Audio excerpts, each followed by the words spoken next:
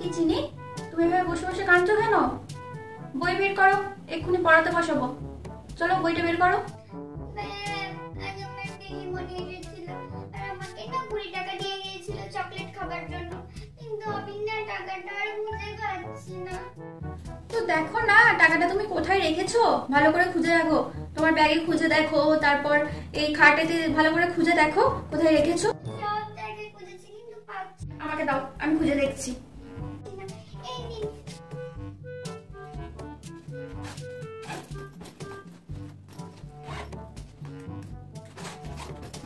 আচ্ছা ঠিক আছে, 20 টাকা তো, তুমি কান্না বন্ধ করো, আমি তোমাকে দিচ্ছি 20 টাকা।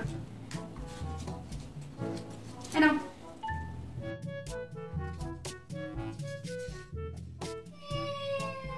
আরে আবার কি হলো, দিলাম তো টাকা।